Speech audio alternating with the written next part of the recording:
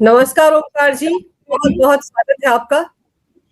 नमस्कार अंजू जी, याद करने के लिए बहुत धन्यवाद आपका। आपके दर्शकों को भी नमस्कार। सर, डोनाल्ड ट्रंप ने पूर्व मुख्य चुनाव आयुक्त ज्ञानेश कुमार की तारीफ क्या की, पूरी कांग्रेस को मिर्ची लग गई।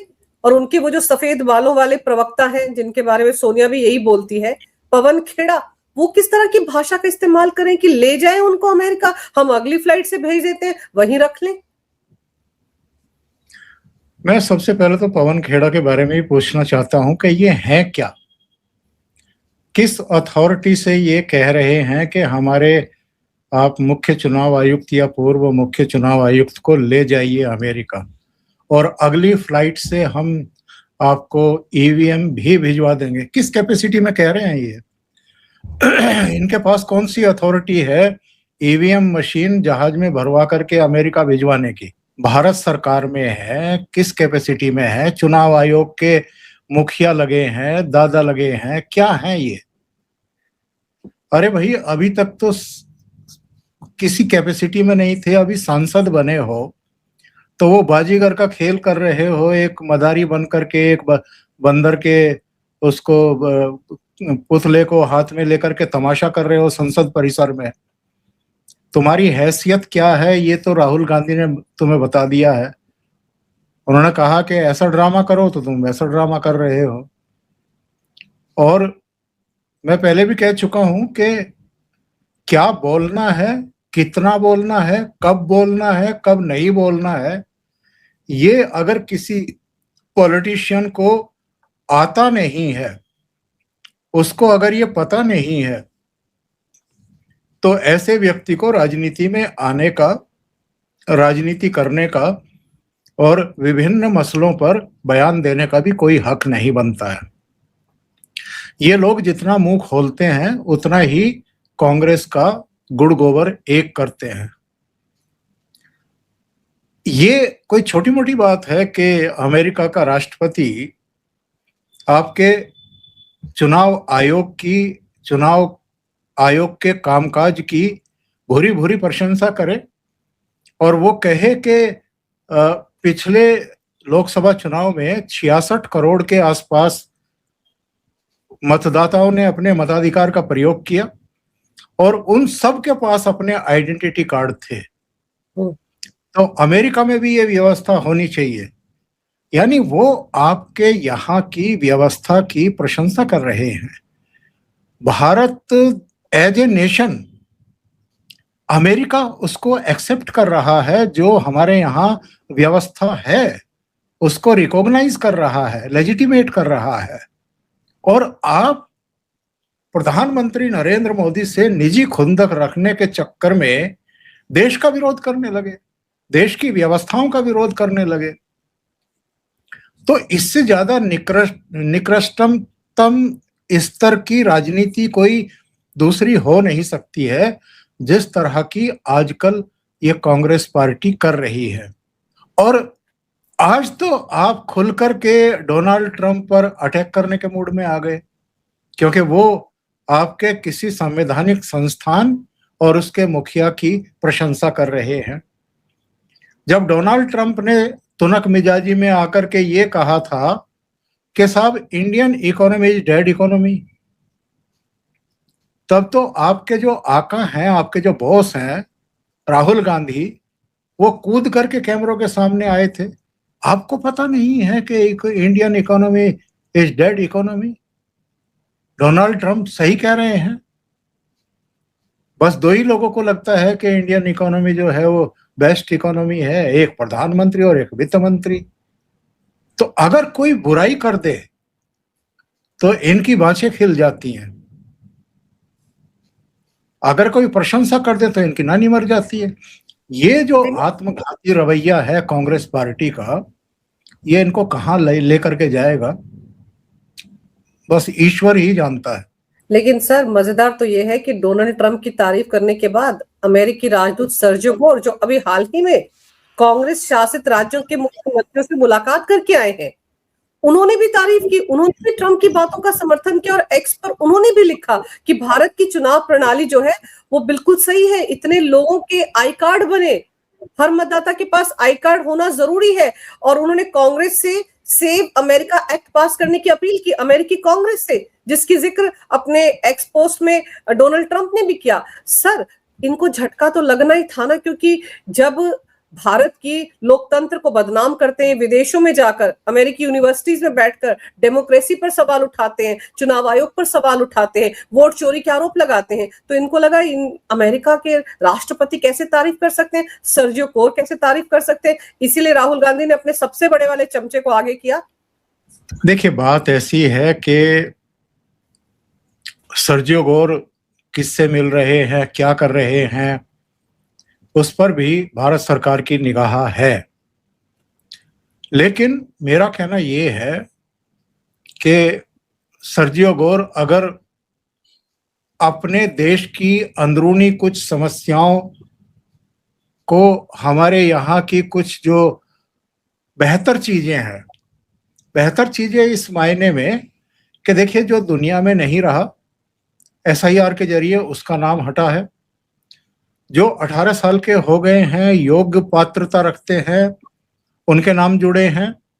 जिनके 2 जगह नाम थे, उनमें से एक जगह के नाम काटे गए हैं।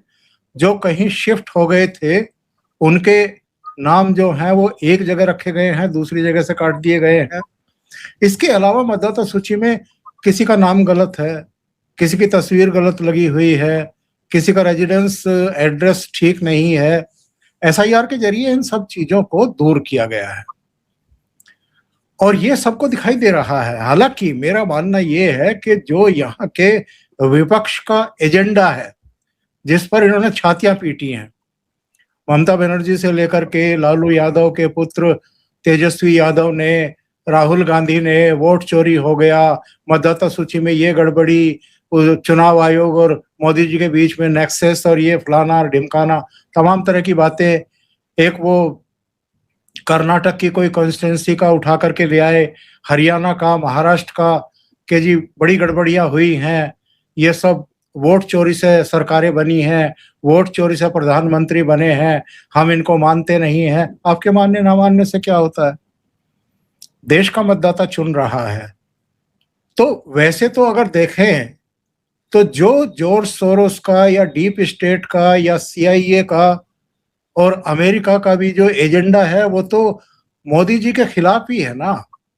ये सारी ताकतें और कुछ और ताकतें, उनमें चीन भी आप ले लीजिए, कुछ दूसरी ताकतों को भी ले लीजिए, वो तो चाहती है कि घड़ी की चौथाई में ये यहाँ से विदा हो प्रधानमंत्री। लेकिन चूंकि उनको सेव अमेरिका एक्ट पास कराना है और वहां भी सिमिलरली, जैसे यहाँ घुसपैठ एक बहुत बड़ी समस्या है, अमेरिका में भी बहुत बड़ी समस्या बन गई है। वहां भी मैक्सिकन से लेकर के अफ्रीकन और तमाम दूसरे वहां घुसपैठ कर चुके हैं। जो ओरिजिनल अमेरिकन हैं उनकी संख्या तो उतनी नहीं रह गई है, और ये भी जितने अब शासन कर रहे हैं, ये भी ओरिजिनल अमेरिकन थोड़ा है, ये भी कहीं ना कहीं से आकर के यहाँ बसे थे, लेकिन ये दशकों पहले आकर के बसे थे। तो मेरा कहने का मतलब ये है कि अब इनकी भी पूंछ दबी हुई है। ये भी चाहते हैं कि भारत में जो कुछ हुआ है, और बहुत बड़ा काम हुआ है, अब कम से कम चुनाव निष्पक्ष तरीके से, तटस्थता से, पारदर्शी तरीके से हो सकेंगे। और जो ताकतें थी जिनका सहारा लेकर के या मरे हुओं को मतदान के समय जिंदा करके जिस तरीके से ये लोग खेल किया करते थे, वो तो खत्म हुआ है ना। इसी तरीके से अमेरिका के लिए भी वो घुसपैठिए जो नॉन रेजिडेंस कह लीजिए वहां के लिए, वो सारा खेल करते हैं।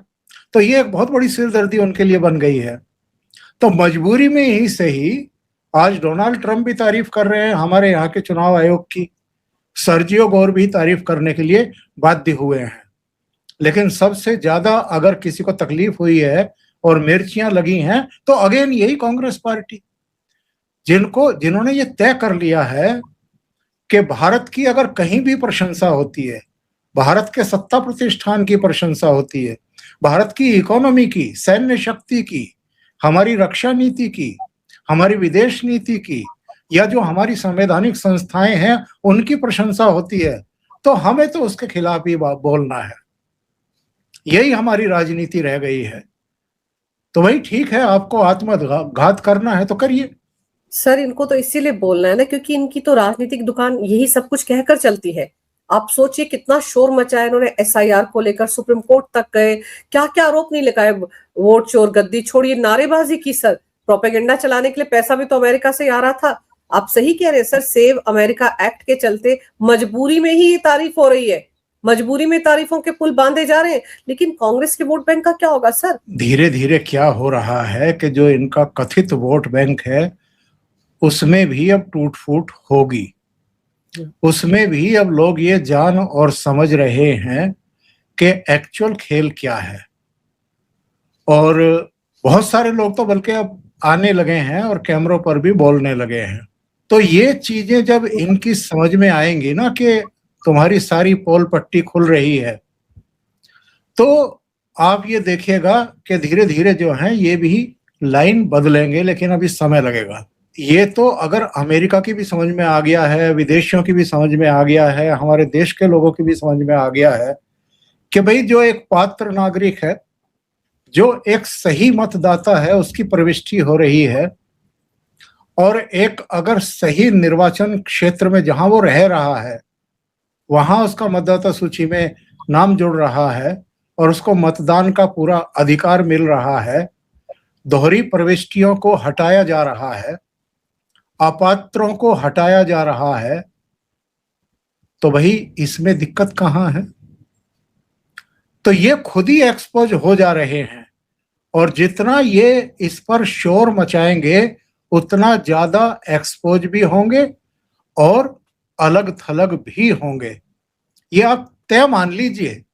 आज और कुछ समय पहले की इनकी जो वाणी है उसी में आप अंतर देख लीजिए। जब बिहार का चुनाव था तो राहुल गांधी क्या कह रहे थे? वो 15 दिन की 16 दिन की जो एक यात्रा चला रही थी, वोट चोरी के खिलाफ हम ये सब चल रहे, लेकिन वोट चोरी नीचे जमीन पर तो किसी ने एक्सेप्ट नहीं की, किसी ने एक्सेप्ट नहीं की। एसआईआर का कोई विरोध नहीं कर रहा था। और यही वजह है, जैसे ही ये मलेशिया की तरफ रवाना हुए वैसे ही तेजस्वी ने एक दूसरी यात्रा निकाली और उसमें वोट चोरी का मुद्दा गायब था, सिरे से गायब था, क्योंकि वो जमीन से जुड़े हुए हैं, किसी हद तक जमीन से फीडबैक मिल रहा था उनको। तो थोड़ा सा इंतजार करिए, फरवरी का जो ये 5 राज्यों का चुनाव परिणाम आएगा उसके बाद देखिएगा कि कैसे जूतों में दाल बंटने वाली है इनके बीच में। एक को निपटा चुके बिहार में, तेजस्वी यादव को, फिर आखिरी लम्हों में पश्चिम बंगाल में ममता के खिलाफ भी बयान दे दिया था कि ममता के गलत रूल की वजह से, गलत नीतियों की वजह से भारतीय जनता पार्टी पश्चिम बंगाल में आ रही है। 2 को निपटा दिया था, तीसरे को निपटाने की अब तैयारी हो रही है अखिलेश यादव को। और देखिए कांग्रेस की नीति ये है कि धीरे धीरे जिन लोगों ने इनके वोट बैंक पर कब्जा किया है, इनकी मूल जमीन को हथियाया है, उनको खत्म कर दो, तो फिर जीरो से आप आगे उन राज्यों में शुरू कर पाएंगे कि नहीं कर पाएंगे वो बाद की बात है। लेकिन अभी ये अपने क्षेत्रीय सहयोगियों को निपटाने के अभियान में लगे हुए हैं। सर ये अभियान तो इनका चल रहा है, लेकिन अब दूसरे अभियान की बात कीजिए ना। देखिए वंदे मातरम राष्ट्रगीत जो है उसको लेकर किस तरह से पेश आ रही है कांग्रेस पार्टी। पहले तो तमाशा 15 अगस्त के दिन ही कर दिया, अब ये जो मल्लिकार्जुन खड़गे हैं, अब देखिए किस तरह की स्टेटमेंट दे रहे हैं। सर अमित शाह को लेकर क्या बोल रहे हैं कि मैं तो पहली बार विधायक बना था तो अमित शाह तो बच्चे थे, तो इससे क्या फर्क पड़ जाता है। इनको लग रहा है कि वो इनको देशभक्ति सिखा रहे हैं। अरे आप अपने राष्ट्रगीत का मान सम्मान कीजिए, उसके बाद कौन आपको देशभक्ति का पाठ पढ़ाएगा? आप तो खुद पढ़े लिखे हैं, इतनी उम्र हो गई है आपकी राजनीति में। नहीं, ये जो इन्होंने कहा है, जो बयान दिया है, इसका मतलब क्या है? कोई मतलब है इसका? और ये अगेन मैं कहूंगा कि इन लोगों के फ्रस्ट्रेशन जो है वो बाहर निकल करके आ रहे हैं।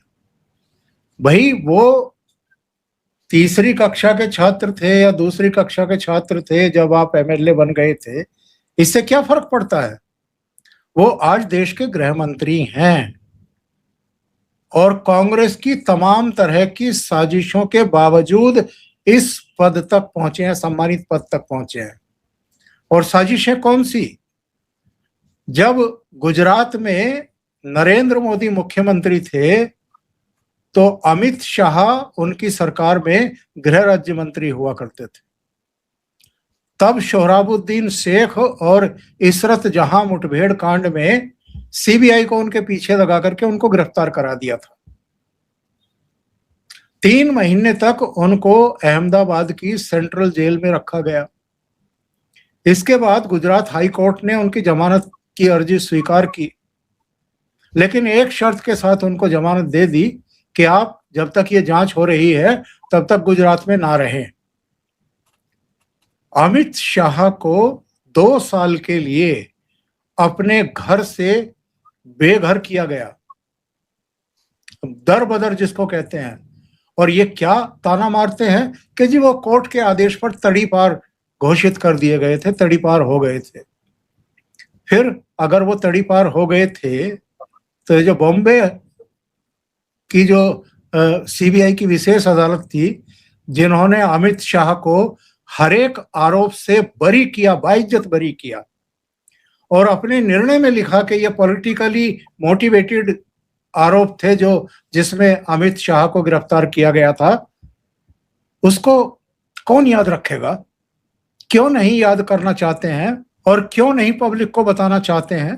तो इनके रोकने से, तो अगर गिद्धों के कोसने से, चाहने से अगर जानवर पशु मरा करते तो अब तक तो सारे खत्म हो गए होते, सारी दुनिया के खत्म हो गए होते। इन्होंने किस किस तरह के अभियान नहीं चलाए हैं?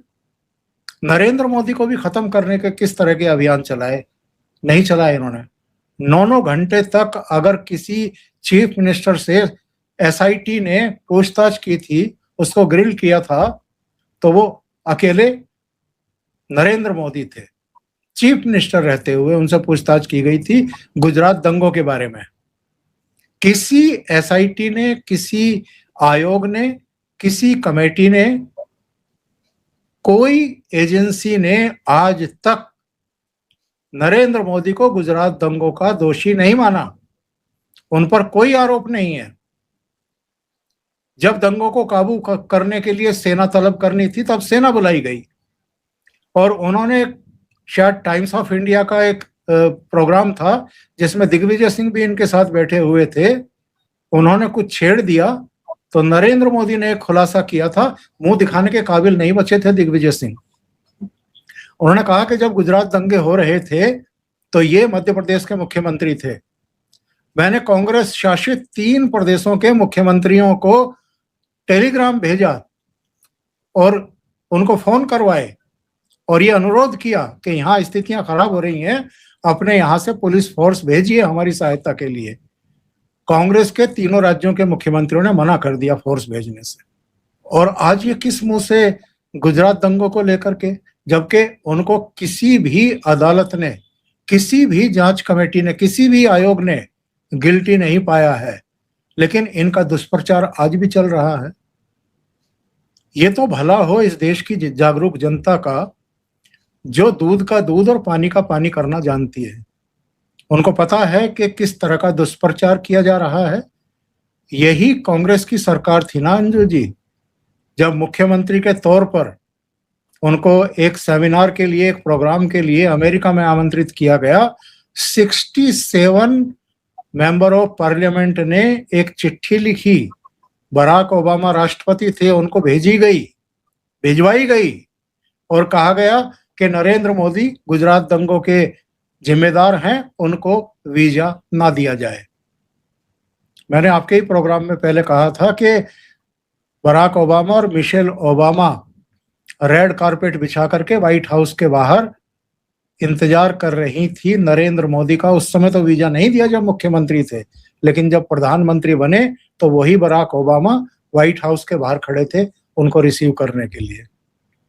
तो इनके षड्यंत्र अगर चल रहे होते, इनकी चाहना अगर आगे बढ़ रही होती, तो देश की जनता नरेंद्र मोदी को सर्वोच्च पद पर ना बैठाती। और ये जो फ्रस्ट्रेटेड हो चुके हैं, जो प्रधानमंत्री बनना चाहते थे, ये अब कपड़े लत्ते फाड़ने की स्थिति में ना आते। सर, जिस तरह से राहुल गांधी ने अभी जो मॉनसून सत्र गया है उसमें अमित शाह को टारगेट किया, भाग गए, भगौड़े हैं, संसद में नहीं आए, मोदी और शाह मेरी नजरों से नजरें नहीं मिला सकते, ये सारी बातें राहुल गांधी कर रहे थे। आपको लगता है कि उनको खुश करने के लिए ही ये नया शगुफा लेकर आए हैं मल्लिकार्जुन खड़गे? आखिर उनके कहने पर ही चलते हैं ना। वो सफेद बालों वाला जो स्टेटमेंट सोनिया गांधी ने जिनके लिए दिया, पवन खेड़ा, वो भी तो राहुल गांधी की चमचागिरी कर करके, तपस्या कर करके यहाँ तक पहुंचे हैं। तो इस वक्त तो उनके कहने पे ये सारी स्टेटमेंट्स दी गई होंगी ना। इनके चाहने से कुछ होता हुआ तो है नहीं। इन्होंने क्या हालत करके छोड़ दी है कांग्रेस की, किस हालत में ये पार्टी को ले गए हैं। इतने गहरे गहरे गड्ढे खोद चुके हैं ये अपने बयानों की वजह से, अपनी गलत नीतियों की वजह से, कि अभी सैकड़ों फीट नीचे कांग्रेस पार्टी दफन हो चुकी है। इसको वहां से निकाला नहीं जा सकता है। अगर वाकई लोकतांत्रिक व्यवस्था में और जो परिपाटियां हैं उनमें मौजूदा इनकी लीडरशिप का यकीन होता तो ये सदन का भी सम्मान करते, स्पीकर और सभापति का भी सम्मान करते, ये राष्ट्रपति और प्रधानमंत्री का, गृह मंत्री का भी सम्मान करते, ये संवैधानिक संस्था चुनाव आयोग का भी सम्मान करते। वो किसी का सम्मान नहीं कर रहे हैं। उनके लिए किसी भी ऊंचे पद पर बैठे हुए व्यक्ति का कोई सम्मान है ही नहीं। वो हर एक का अपमान कर रहे हैं। वो भारतीय लोकतंत्र का अपमान करते हैं जब विदेश यात्रा पर होते हैं और वहां अलग अलग किसी विश्वविद्यालय के किसी डिपार्टमेंट के किसी हॉल में कुछ लोगों को बुलवा करके उनको जो लेक्चर देते हैं, रिकॉर्डिंग यहाँ प्रसारित करवाते हैं, तो वहां भी अपना फ्रस्ट्रेशन निकालते हैं। अगर आप विदेश में जाकर के अपने देश की बुराई कर रहे हैं तो आप सच्चे भारतीय हो ही नहीं सकते हैं। और ये कैसे भारतीय हैं, ये इस बार के स्वतंत्रता दिवस पर कांग्रेस मुख्यालय में पता लग गया पूरे देश को और दुनिया को। अभी 11 अगस्त को ही राष्ट्रपति महोदया ने मोहर लगाई थी अपनी सहमति की, कानून बना था। वंदे मातरम जो है उसके सभी 6 बंद जो है वो गाए जाएंगे, अनिवार्य रूप से गाए जाएंगे। अगर कोई व्यवधान पैदा करेगा, अगर कोई उसका अपमान करेगा किसी भी रूप में, तो वो एक अपराध है, उस पर संज्ञान लिया जा सकता है, गिरफ्तारी हो सकती है, मुकदमा चलाया जा सकता है, 3 साल तक की सजा उसको सुनाई जा सकती है। मुझे लगता है कि अब केवल राजस्थान की अलवर की रैली में जो अमित शाह साहब ने निंदा की है सोनिया गांधी की, निंदा से काम चलेगा नहीं। इसमें 3 जगह मुकदमे कायम हो चुके हैं। बेंगलुरु में कायम नहीं हुए, तहरीर दी गई है। मंगलुरु में, बेंगलुरु में और दिल्ली के आईपी स्टेट पुलिस स्टेशन में। तो इन तीनों में मुकदमा कायम हो, कार्रवाई शुरू हो, ये बहुत जरूरी है, वरना खेल शुरू हो चुका है। अभी गोवा में शायद मल्लिकार्जुन खड़गे थे, वहां 2 ही बंद जो पहले कांग्रेस के अधिवेशनों में गाए जाते रहे हैं वो ही वहां उनका पाठ हुआ है, बाकी के 4 छोड़ दिए गए। इमरान मसूद जो बोटी बोटी वाला है, उसने कहा है कि मैं खड़ा हो सकता हूं, खड़ा रह सकता हूं, गाऊंगा नहीं, चाहे मुझे फांसी पर चढ़ा दो। कांग्रेस के प्रवक्ता भी अब इसी तरह की बातें करने लगे हैं। पवन खेड़ा ने इसी तरह की बात करनी शुरू कर दी है। जयराम रमेश ने लिपापोती करने की कोशिश की थी कि नहीं नहीं वो पूरा गाया गया है, क्योंकि वो समझदार हैं, वो फंदे में नहीं फंसना चाहते, वो जेल की हवा नहीं खाना चाहते। तो जो थोड़ी नासमझी दिखा रहे हैं, वोटों की तुष्टीकरण के लिए, जो एक कट्टरपंथियों को खुश करने के लिए इस तरह की हरकतें कर रहे हैं, बयानबाजी कर रहे हैं, उनको इसकी गंभीरता का पता नहीं है। और इसकी गंभीरता कितनी है ये जो इस समय केंद्र सरकार में है उनको बताना पड़ेगा। ये उनकी जिम्मेदारी है कि वो अगर कोई कानून बना रहे हैं तो ये भी बताएं कि इसको लागू करने में जो भी बाधाएं आएंगी, जो भी बाधा बनेगा, उसका क्या हश्र हो सकता है। और अगर यहां केंद्र सरकार कमजोर पड़ी तो फिर लोग उसकी आलोचना करेंगे कि आप ऐसा कानून बनाते ही क्यों हैं जिसको आप इम्प्लीमेंट नहीं करा पा रहे हैं। बिल्कुल सही कह रहे हैं आप सर, क्योंकि कांग्रेस के नेताओं ने मुखर होकर कहना शुरू कर दिया कि हम तो 2 ही गाएंगे, इसके बाद हम गाएंगे नहीं, जो करना है कर लो। तो ये जो एटीट्यूड है ना, इस पर लगाम लगानी जरूरी है। और आप सही कह रहे हैं, कानून आपने बना दिया, उसको इम्प्लीमेंट तो करो। अब अगर इस तरह सरेआम उठकर ये राष्ट्र गीत का अपमान कर रहे हैं सर, तो इनके खिलाफ सख्त कार्रवाई करनी पड़ेगी। ये 3 जगहों पर तहरीरें दी गई हैं, वहां एफआईआर दर्ज करनी पड़ेगी, कार्रवाई करनी पड़ेगी सर। अगर कार्रवाई नहीं करेंगे तो ये नजीर नहीं बनेगा ये मामला। तो फिर वही सवाल उठेगा कि आपने कानून ऐसा क्यों बनाया जिसकी धज्जियां उसके 4 दिन बाद ही राजनीतिक पार्टियों ने उड़ानी शुरू कर दी। और सर, ये किस कदर बिलबिला रहे थे दिमागी नक्सलवाद पर, किस तरह से वो पी चिदम्बरम जिनके राजकाज में सर किस तरह से नक्सलियों ने हमारे सुरक्षा कर्मियों को मारा है। दंतेवाड़ा में वो 70 जवान हमारे मारे गए थे, वो उठकर सबसे पहले चिल्लाए कि मैं दिमागी नक्सल हूं। फिर वो केजरीवाल आ गए, क्योंकि मैं देशभक्त हूं इसलिए मैं दिमागी नक्सल हूं। देखिए, ये नहीं बिलबिलाएंगे तो कौन बिलबिलाएगा। अमित शाह ने बिल में हाथ डाल करके इनको बाहर निकालना शुरू किया है, और प्रधानमंत्री ने तो बिल में भी हाथ नहीं डाला, बस लाल किले की प्राचीर से कुछ सेंटेंस बोले हैं। तो नाग पंचमी से पहले ही पहले ये सारे निकल आए और सब फन दिखाते हुए लपलपा रहे हैं, जीभ निकाल रहे हैं। तो ये विशेषता है अमित शाह की, जो मैं बता रहा था कि हाथ अंदर डाल करके बिलों में से निकाला है। इनको कैसे निकाला है? बहुत बड़े पैमाने पर अमित शाह इस समय कार्रवाई कर रहे हैं, सरहदों को सुरक्षित कर रहे हैं, उन सारे स्टेट्स को सुरक्षित कर रहे हैं जो काठमांडू से लेकर के और नीचे गढ़चिरौली तक एक पूरा एक लाल कॉरिडोर जो है ये बन गया था, वो लगभग खत्म कर दिया है। कुछ ही बचा है बस, वो भी अगले 1 साल में 1.5 साल में खत्म हो जाएगा पूरी तरीके से। आतंकवाद की देखिए कैसे कमर तोड़ी है। अभी जो आतंकवाद खत्म होने से जो बिल बिला रहे हैं, वो कहीं कहीं टारगेटिंग वायलेंस करा रहे हैं, कहीं कहीं हिंसा हो रही है। लेकिन आमतौर पर देखिए इनके कितने कमांडर समांडर और पता नहीं क्या क्या निपटा दिया है, घुसपैठ खत्म करा दी है। ऑलमोस्ट अलगाववादी पता नहीं कहाँ घुस गए हैं, पत्थरबाज वो सब अब दिखाई नहीं देते हैं। इनके मॉड्यूल्स आप देखिए कहाँ कहाँ। अभी कल का अमित शाह साहब का एक ट्वीट है जिसमें उन्होंने खुद ही खुलासा किया। आमतौर पर गृह मंत्री खुद ट्वीट करते नहीं हैं, पर उन्होंने खुद किया कल और बताया कि 14 राज्यों में 250 से ज्यादा शहजाद भट्टी जो पाकिस्तान में बैठा हुआ है उसके गुर्गों को यहां से उठाया गया है। उनके पास से आईईडी, पाकिस्तान निर्मित जो हैंड ग्रेनेड और तमाम दूसरी सामग्री वो बरामद हुई है। तो कितने बड़े पैमाने पर इस समय कार्रवाई चल रही है। घुसपैठियों को पहचान करके किस तरीके से बाहर भेजा जा रहा है। तो अंजू जी, ये नहीं बिलबिलाएंगे तो कौन बिलबिलाएगा। इनके तो हाथ पैर सब काटे जा रहे हैं एक तरीके से। जिनके बल पर ये खेल करते थे वो सारे खेल बंद हो रहे हैं इनके, तो ये बिलबिलाएंगे।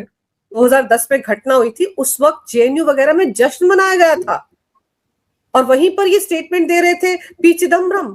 और आज उनको लग रहा है कि मैं दिमागी नक्सल हूं। हमको तो अच्छे तरीके से पता है कि वो नक्सली विचारधारा के हैं, जो कभी भी हथियार डालने के लिए मजबूर नहीं कर पाए नक्सलियों को। तो किस तरह की जिम्मेदारियां निभाई इन्होंने गृह मंत्री रहते हुए सर, और फाइनेंस मिनिस्टर रहते हुए इन्होंने क्या किया था सर, वो भी जग जाहिर है। ये सब सोनिया गांधी के रत्न हैं, ढूंढ ढूंढ करके इनको मंत्री बनाया गया था। देखिए 2006 का डॉक्टर मनमोहन सिंह का ही बयान है, नक्सल प्रभावित राज्यों के मुख्यमंत्रियों और मुख्य सचिवों की बैठक में बोल रहे थे, संभवतः विज्ञान भवन में बोल रहे थे, और उन्होंने कहा था कि आंतरिक सुरक्षा के मोर्चे पर नक्सलवाद सबसे बड़ी चुनौती है। और 2008 में मुंबई अटैक के बाद शिवराज पाटिल ने इस्तीफा दिया था गृह मंत्री के पद से, और इनको बनाया गया था गृह मंत्री। गृह मंत्री को मनमोहन सिंह नहीं बनाते थे, उस समय सोनिया गांधी बनाती थी। और फिर ये दूसरे कार्यकाल में भी 2012 तक रहे थे। फिर बाद में वो शायद सुशील कुमार शिंदे आ गए थे, महाराष्ट्र वाले, जिनका बयान भी बड़ा फेमस हुआ था ना कि मुझे कहा गया कि आप जम्मू कश्मीर की यात्रा करिए, डल झील में नौका विहार करिए, और ऐसा शब्द बोला फिर इन्होंने इंटरव्यू में जिसको हम ऑन एयर बोल नहीं सकते, कि मेरा क्या हुआ जा रहा था। तो ऐसे ऐसे तो गृह मंत्री छांट छांट कर बनाए थे। तो कांग्रेस ऐसे ही गर्त में नहीं गई है अंजू जी, बहुत अथक प्रयास किए हैं इन सब ने मिल करके, और वो प्रयास सर अभी भी जारी हैं। अभी भी जिस तरह की बयानबाजी इनके नेताओं प्रवक्ताओं की तरफ से होती है, वो भी उसी दिशा में काम कर रहे हैं कि और गर्त में चली जाए कांग्रेस।